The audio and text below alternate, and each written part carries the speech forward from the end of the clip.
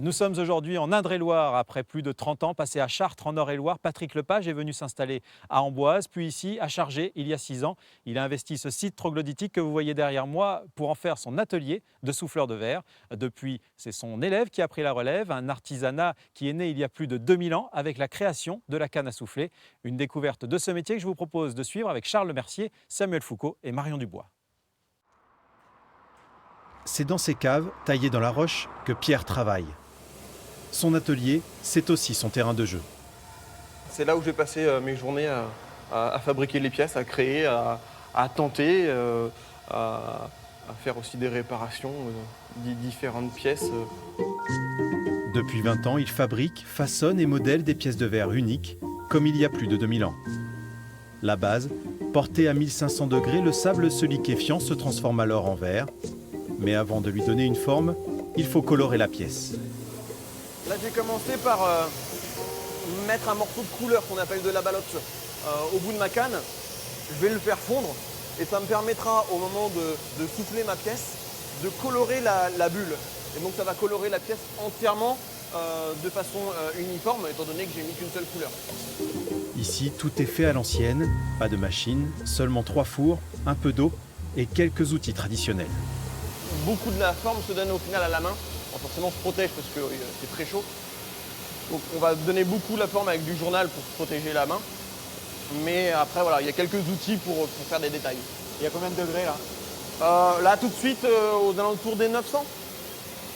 Avant de maîtriser l'art du soufflage de verre, Pierre a connu des échecs, mais a su faire preuve de ténacité. Ça prend pas mal de temps, ouais. Il faut... Ça fait pas partie des choses qu'on apprend même à l'école.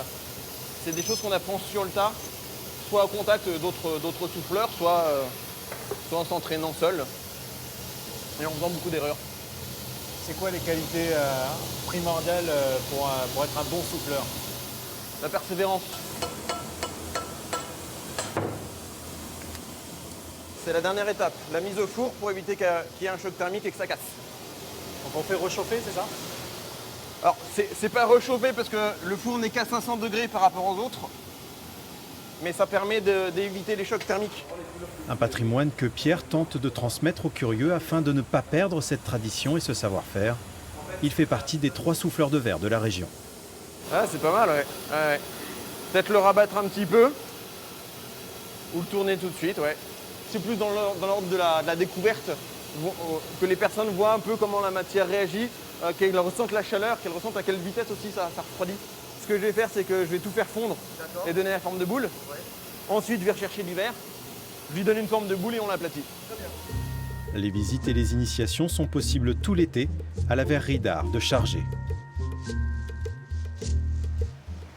Et je suis avec Annie Duval, la gérante de la verrerie d'art d'Amboise. Alors on l'a vu dans le sujet avec Pierre, votre souffleur, Oui. souffleur de verre. C'est quelque chose qui est important pour vous, c'est la transmission du savoir. C'est la transmission du savoir, de ce qui a été acquis par nos souffleurs et qui va continuer à exister à l'infini, on espère. Surtout ne pas perdre. Oui, c'est ça, ça fait plus de 30 ans, vous, que vous faites perdurer cette tradition et ce savoir artisanal. Oui, ça a été pendant 20 ans avec Patrick Lepage. Et puis Pierre, maintenant, a pris la relève. Et on espère que ça continue indéfiniment.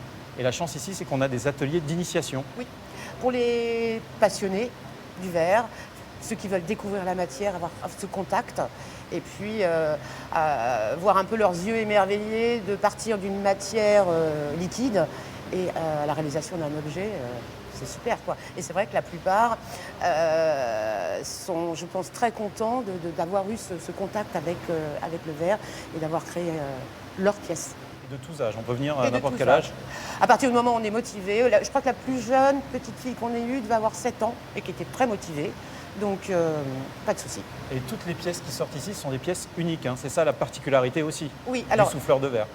dans notre atelier, nous n'avons que des pièces uniques. Il n'y a aucun moule, donc il peut y avoir des pièces qui vont se ressembler, mais chaque pièce est faite avec les mains de Pierre. Et ces pièces uniques, où est-ce qu'on peut les admirer ici dans la région? Alors, essentiellement derrière la porte, qui est ici, dans notre galerie. Et puis, dans quelques endroits où on présente des produits de métiers d'art, notamment, on participe au salon des métiers d'art, justement, d'Orléans. Et puis, quelques lieux où on présente nos créations. Très bien, merci beaucoup. Et quant à nous, on se retrouve demain pour une nouvelle visite du patrimoine industriel de la région Centre-Val de Loire.